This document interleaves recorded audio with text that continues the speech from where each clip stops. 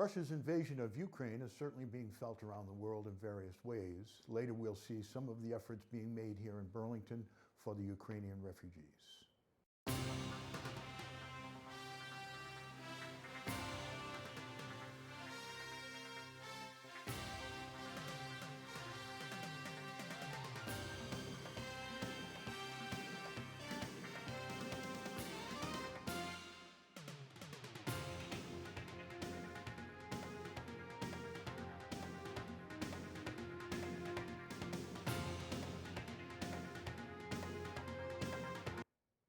Welcome to BNEWS Weekly. I'm Phil Gallagher along with BNEWS Director Tad Stefanak, BNEWS reporters Chris Flaherty, John Vias, and Robert Paris, Peter Brown with the weather, Gretchen Carey with Community Calendar, and Anthony Matos with sports. We start things off with this report from the BNEWS Election Center with Chris Flaherty, who is the latest on Burlington's town election on April 9th. Hello and welcome back to the BNEWS Election Center for another update from the campaign trail as we inch closer to Election Day on April 9th. Last night we held our candidate debates in the BCAT studio for the races of the Board of Health and School Committee. Many topics were covered in the debate for School Committee, including racial disparities in schools, transportation issues, the ongoing teacher contract negotiations, and navigating a post-pandemic world. The candidates' closing statements highlighted the issues most important to them. I prepared for this debate by watching the 2016 and the 2020 debates, and I'm saddened that some of the issues that we're talking about today we have been talking about for 6 years. I want to join the school committee to start moving things forward and take some action. I look forward to leveraging my private sector project management experience and project oversight, including major building activities that the district needs to undertake in the next decade. Having managed large budgets, I promise strict accountability for our district's budget. I have the expertise to guide the development of a strategy that will support the growing and changing needs of the community during a historically challenging era. I'll provide fresh vision, bold new ideas for problem solving, valuable leadership and planning expertise to address challenges within the system. Additionally, I seek to be not only a vocal advocate for concerns brought to the committee, excuse me, but to foster community participation and interaction during committee meetings. At the same time, I'd like to make all documentation and policy more accessible in a consolidated, well-organized location on the BPS website and truly bring the Burlington school system into the digital age. We have small class sizes. We're committed to small class sizes. We have led the Commonwealth on expanding computer science instruction. We introduced one-to-one iPads and coding to every grade. We have award-winning robotics teams, renowned art and music departments, and the very best athletic teams. Our core academics are second to none. We work hard. We have a wonderful, dedicated staff. We have a beautifully diverse community of families and students. We have soaring property values. Burlington is an awesome place to live. Right now, the school committee needs experience and consistency, along with educational and fiscal responsibility. When it came to the Board of Health, candidates were asked what lessons can be learned from COVID-19 and how they can be implemented for a future potential pandemic. The candidates had this to say. Unlike so many communities, we were ready, and not with just vaccinations, but with contact tracing, a source of credible information in a sea of misinformation. This Board of Health was ready to go. 10 years from now, this Board of Health will be ready to go. We continuously keep our storehouse filled with emergency material. We continuously drill with our Burlington Medical Reserve Corps, now called the Volunteer Reserve Corps. We will still have everything in place. We still be ready. And if emergency breaks out, we will be there. At the beginning of this pandemic, back in the spring of 2020, there were not enough supplies for healthcare workers. There were not enough masks. There wasn't enough equipment for the hospitals. And we didn't even realize this was an airborne illness, and people were being discouraged from wearing masks. We have learned a lot. If this were to happen again, and hopefully it never does, we should have supplies, protective PPE, for all healthcare workers readily available. The important takeaways would be the communication piece of things. People not truly understanding what the virus was about, being afraid of possibly using the vaccinations. There's so many different areas of misinformation that I think that we need to do a better job of communicating to residents, but also allowing the access to what they need. The question becomes, how do you implement that? And that would be something we'd have to start working on now for then. The candidates also spoke on navigating a potential increase in COVID-19 cases, climate change on a local level, and the ever-growing biotech industry in Burlington. You can find the full debates as well as our Select Board candidate forums online now at our Election Center page on our website, and also airing on BCAT's government channel starting this week. We also have our Planning Board candidate forums coming up, so plenty of ways to stay informed before casting your vote. Don't forget, Election Day is Saturday, April 9th at Burlington High School. Polls will be open from 8 a.m. to 8 p.m. From the BNEWS Election Center, this is Chris Flaherty. Back to you in the studio. The ripple effects from Russia's invasion of Ukraine are being felt the globe over. Burlington is no exception, as a small crowd of residents with family and friends gathered at the Burlington Sculpture Park in vigil for the victims of the war in Ukraine. BNews reporter John Vias has this report. On February 22nd, Russia began a military invasion of Ukraine in a major escalation of the Russo-Ukrainian conflict that began in 2014, the largest refugee crisis in Europe since World War II, with over 3.3 million Ukrainians fleeing their country. On Friday, March 18th, Burlington residents gathered at the Sculpture Park to put on a vigil for Ukraine. Residents and town officials recited poems written by Ukrainian artists to express grief and sorrow and to share their thoughts on the ongoing tragedy. When you clean your weapon, when time and again you clean your weapon, when you rub strong-smelling oils into your weapon and shield it from the rain with your body, when you swaddle it like a baby, even though you have never swaddled a baby before, you're only 19. No baby, no wife. The weapon becomes your only kin. See thy glories born again, and the skies, O brethren, upon us smile once more.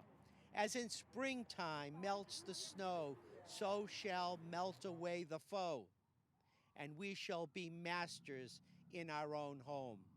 This war isn't war, but a certain and fiery passion. This love is forever, just as moments pass forever. We hit bottom to get stuck in some new heaven. There's a string that binds us all together. That string between us is a safety fuse. This was the first step for this community. It's the first step for people to come together. We had a small crowd, but this plan by the people who put this program together came together very quickly. This is a first step, and this is hopefully a way of this town to begin to say we support Ukraine. From the Burlington Sculpture Park, this is John Vias for BNews Weekly.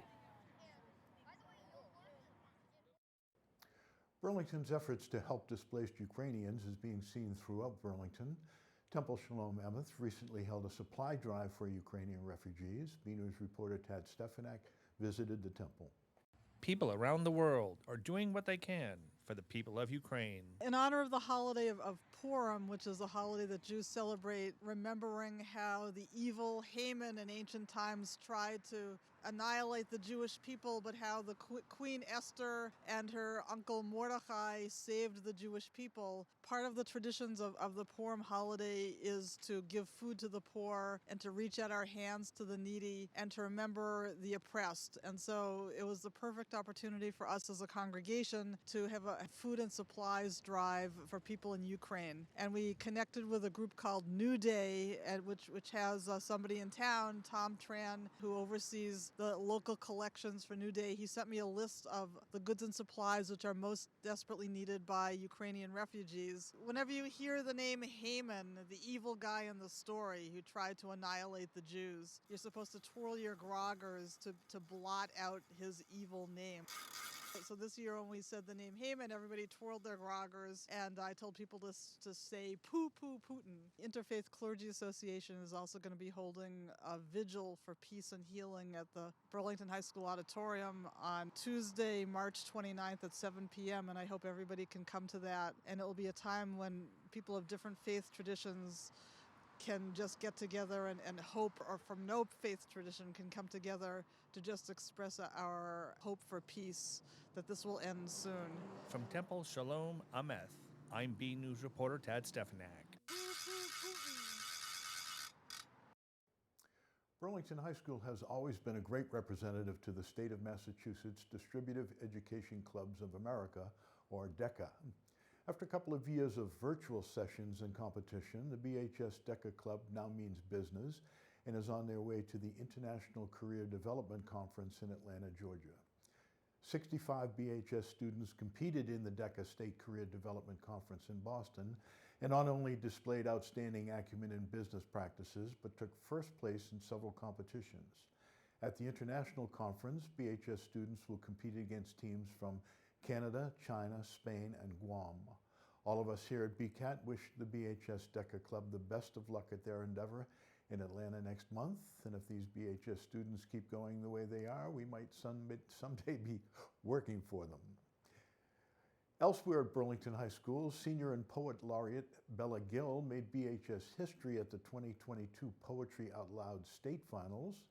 Poetry Out Loud is a national recitation contest that celebrates the power of the spoken word and a mastery of public speaking skills while cultivating self-confidence and an appreciation of both classic and contemporary poetry. While Gill unfortunately did not win the competition, her placing in the statewide finals is a noteworthy achievement in Burlington High history. According to English Department Chair Shannon Janovitz, Bella is only the third BHS student to make it that far in the competition. Congratulations, Bella. Attorney Peter Demore of Demore Law was the recipient of a distinguished Wilmington-Tewksbury Chamber of Commerce Legacy Award for business savvy and community service. BNews reporter Tad Stefanak stopped by the office of Demore Law and has more.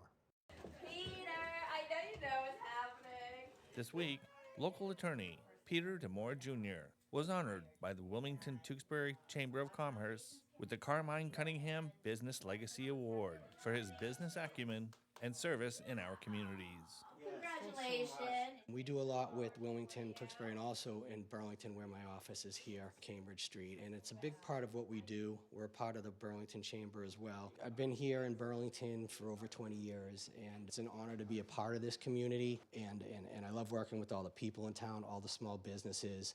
There's a lot of teamwork that goes along with what we do. It's not just our firm. It's all the professionals that we work with and working together, teaming up, and being able to provide different opportunities for the community. We do a lot of real estate, so we're always working with homeowners in town. We do a lot with all the local communities, food pantry, Women Aid. We do a lot with the Burlington High School, the senior center. If there's anything in Burlington that we can be involved with, we really try and do something. One thing that we're a part of now is a support program for Ukraine and Syrian refugees along with the Burlington High School. This is going to be a drop-off location, and one thing I'm thinking about doing is if there's people who can't make it to our location, we will send someone to you. So if you have something that you feel would be a great donation or anything could support the people of Ukraine or Syria, let us know. We'll come to you, we'll pick that up, we'll bring it here, and we'll get those items to the people in need.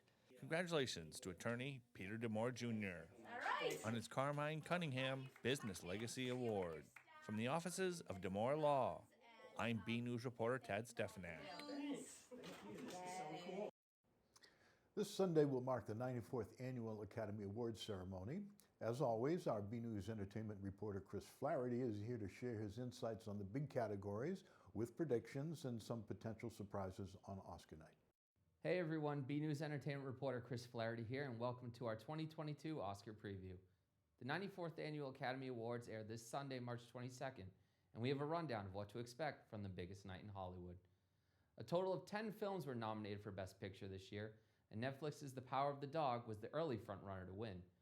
The film received 12 nominations in total, and also won Best Picture Drama at the Golden Globes, Best Picture at the Critics' Choice Awards, and the British Academy Awards Best Film Award. However, Oscar gold is not a guarantee for the Western drama, which stars Benedict Cumberbatch and Kristen Dunst.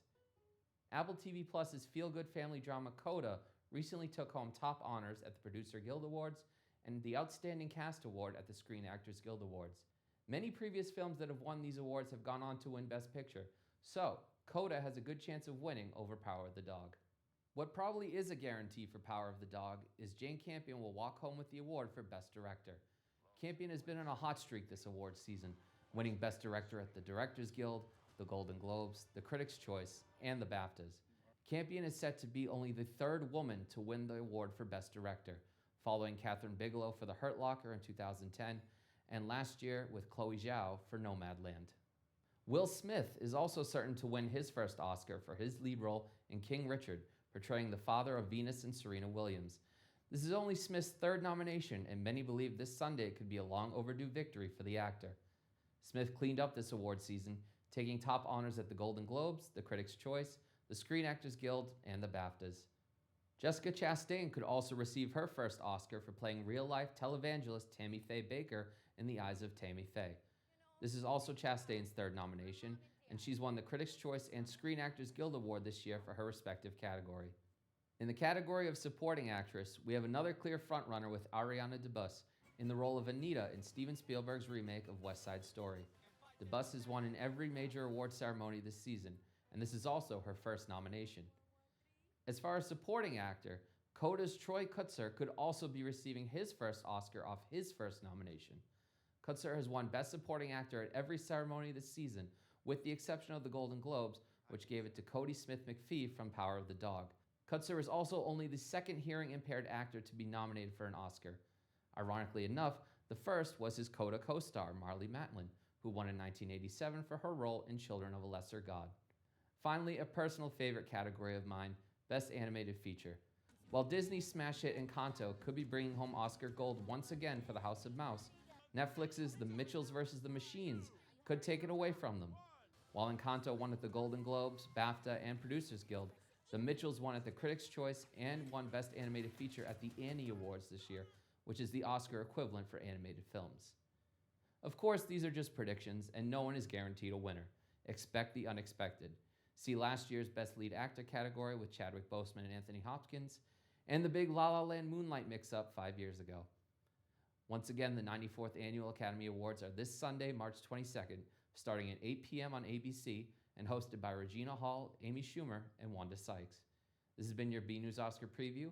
Until next time, I'm Chris Flaherty. Back to you in the studio. Spring is officially here. We go now to BNews meteorologist Peter Brown for a look at the week ahead, and then we hear from Gretchen Carey with a look at the community calendar. Well, hello everyone. This is Peter Brown. Look at your weather for the next 7 days. Here we are officially in spring. We made it. The winter, when we look back at it, was actually not too bad. It was a fairly average winter, maybe a little bit actually below average in terms of snowfall. I know it's hard to believe after what we saw in those 6 weeks going from the end of January to the start of this month. It looks like we were going to have a fairly snow-free winter until that happened, but let's look at the bright side now. The snow is gone, except for some of those big piles left in the mall parking lots. Hopefully those will be going away pretty soon. So it's great news. Those of us who love the warm weather, this is getting towards our time of the year now. Now, starting at our period on Friday, we're going to be seeing temperatures pretty average at this time of the year in the low 50s, and that's what we're going to be looking at when we get towards the end of the period, when our average highs should be in the low to mid 50s. So looks like we're going to bookend this period with average highs, but unfortunately, it looks like we're going to have below average and actually significantly below average temperatures for most of the period coming up. So that, unfortunately, for those of us who love to see those nice early blooming spring flowers, doesn't look like we're going to be seeing any weather that's going to be able to bring those early buds to our trees or early opening to flowers, unfortunately. Now, if you look at our record highs at this time of the year, this is something that's a little bit of a bone of contention with me. It looks like the National Weather Service figures are incorrect from what I can remember. I'm sure many of you here in the Burlington area remember back to 1998 when we had those last 2 weeks in March where we saw temperatures in the 80s and 90s. So that's a little bit, I have a little bit of a issue with those record highs that they're showing us for this last week in March. We've actually seen temperatures much higher than the 70s. That's according to their site right now. So I do have a message out to them. contesting those right now because I don't think they're accurate. Again, that's not something that's too important for our forecast. Unfortunately, it's going to be nowhere near the 70s, 80s, or 90s going into this next week. The only thing that will remind us that it is spring is now that the sun is setting after 7 p.m., so that's some great news. Now let's go ahead and take a look at what the Climate Prediction Center is calling for us in terms of temperatures and precipitation for the next 7 days. Looking at our temperature forecast, they are expecting us to have pretty good chances of below average temperatures. Unfortunately, that's what I'm seeing as well.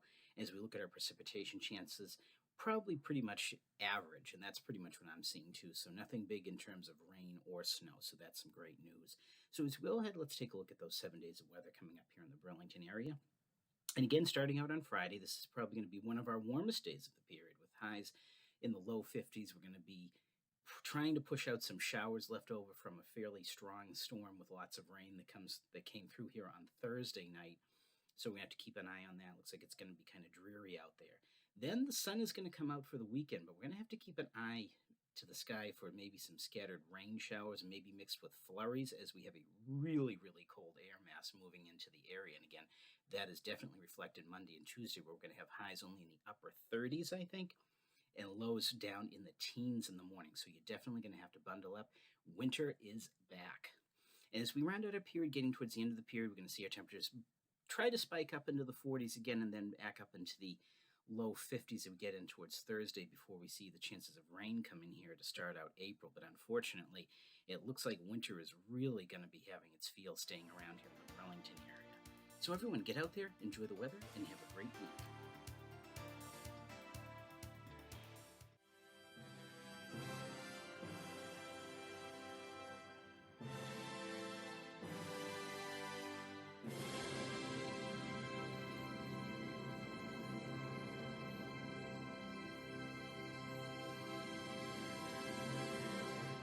Hey everyone, I'm Gretchen Carey, and this is your Community Calendar. On March 29th, the Burlington Interfaith Clergy Group will be having a community vigil for peace and healing at 7 p.m. at the Burlington High School Auditorium. On April 2nd, the Burlington Board of Health will be having a Household Hazardous Waste Day from 8:30 a.m. to noon at the Francis Wyman Elementary School. Go to burlington.org or call 781-270-1955 for information. Also on April 2nd, the Lexington Historical Society is having a tavern night from 5 to 7 p.m. The event will be held at Buckman Tavern in Lexington. For more information and to register, go to the following website.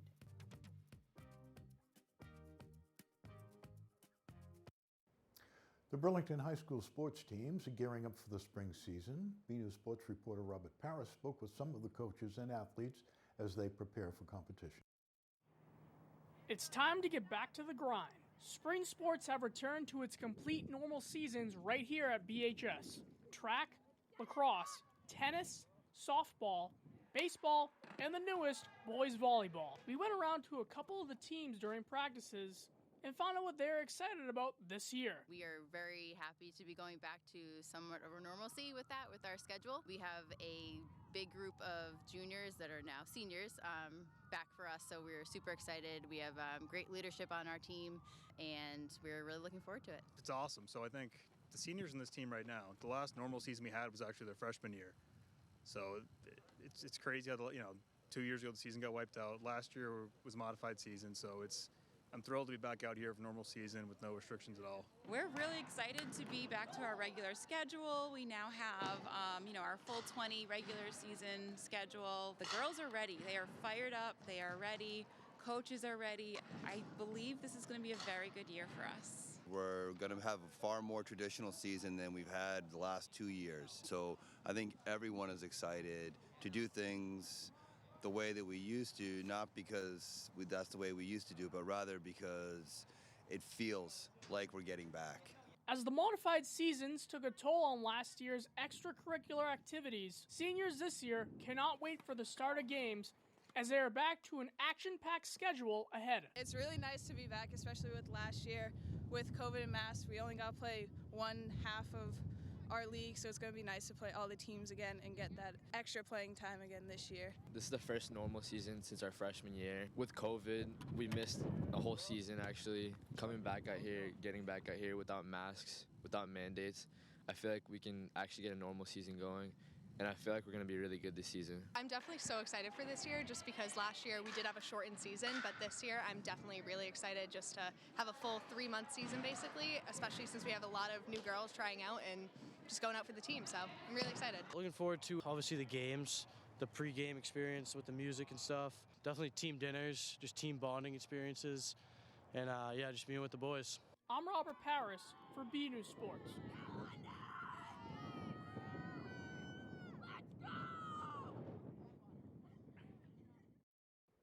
Another week, another photo to highlight. This week's photo was sent in by Mary Leach, who enjoys showcasing nature's delights at Mary Cummings Park. This shot of budding marcescent leaves at sunset offers a sign that spring is finally here. Thanks for the photo, Mary. We'd like to see your photos. They could be of your winter activities and spring activities, a family trip, or just everyday moments, whatever you think is interesting and want to share. Email your photos to bcat@bcattv.org. A reminder, as mentioned by Rabbi Abramson earlier, there will be a vigil for peace and healing organized by the Burlington Interfaith Clergy Association on Tuesday, March 29th at 7 p.m. at the Burlington High School Auditorium. Speaking at the vigil will be Vladimir Vogelman of Kyiv, Ukraine, and president of the Center Makor, a Jewish educational and cultural center for Jews from the former Soviet Union. This event will be streamed live on BCAT's Facebook page. Everyone in the community is invited to join Rabbi Susan Abramson, an organizer of the Vigil, explained the need for such an event. Representatives from New Day will also be in attendance and collecting much needed items which will be shipped to refugees fleeing Ukraine. Also, stay tuned following this broadcast for the Burlington Public Schools weekly updates. You can also view the BPS update at bcattv.org by clicking Programming, Educational, and scrolling down to BPS Weekly. That's it from the news desk here at BNEWS Weekly. I'm Phil Gallagher along with Tad Stefanak, John Vias, Chris Flaherty, Robert Paris, Peter Brown, Gretchen Carey. Thank you for joining us.